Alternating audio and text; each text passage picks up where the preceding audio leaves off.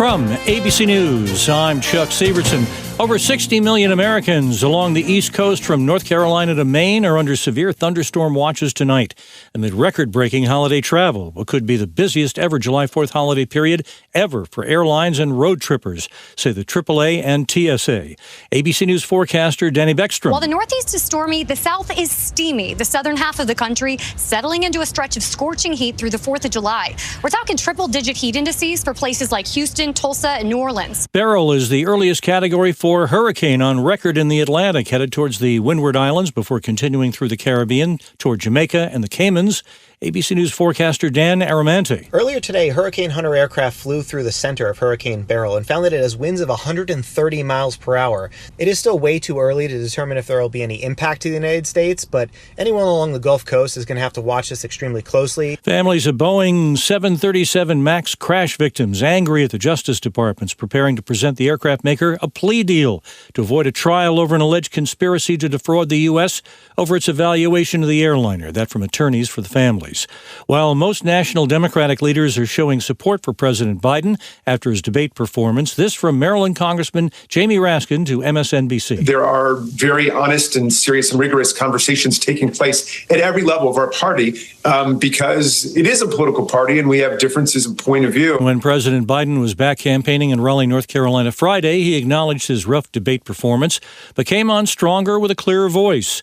Some voters at that rally, like David Tillum, say they are more anxious than ever now about the upcoming election. Biden was not strong. I suspect that they overtrained him. That opinion is shared by a senior administration official to ABC News in a conversation earlier today.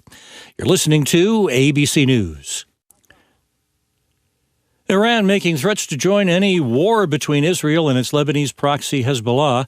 Israel's foreign minister replying that a regime that threatens destruction deserves to be destroyed.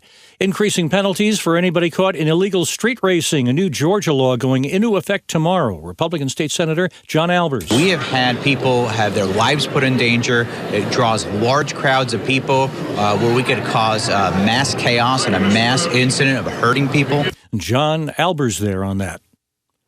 The Justice Department's preparing to present the Boeing company a plea deal to avoid a trial over an alleged conspiracy to defraud the U.S., according to attorneys for families of victims of two fatal Boeing 737 MAX crashes who were briefed today.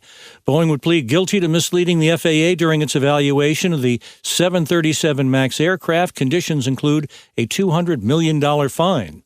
While insulin prices are capped at $35, free vaccines and dozens of prescription drugs having had price cuts under the Inflation Reduction Act, some other drugs are still higher, says ABC's Jim Ryan. Drug savings company GoodRx says drug prices have soared 37% since 2014, easily outpacing inflation.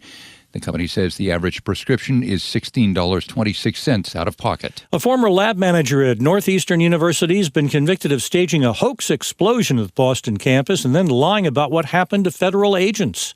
Chuck Severson, ABC News. This episode is sponsored by BetterHelp. This year is going by so fast. So what's something you're proud of in 2024 so far? Is there something you still want to accomplish this year? When life moves quickly, it's important to take a moment to celebrate your wins and make adjustments for the rest of the year. Therapy can help you take stock of your progress and set achievable goals for the next 6 months. If you've benefited from therapy in the past, you know how useful it can be. It can help you learn positive coping skills and how to set boundaries. Therapy empowers you to be the best version of yourself, and it isn't just for those who've experienced major trauma. If you're thinking of starting therapy, give BetterHelp a try. It's entirely online, designed to be convenient, flexible, and suited to your schedule. Just fill out a brief questionnaire to get matched with a licensed therapist and switch therapists at any time for no additional charge. Take a moment. Visit BetterHelp.com/update to get 10% off your first month. That's BetterHelp, HELP.com/update.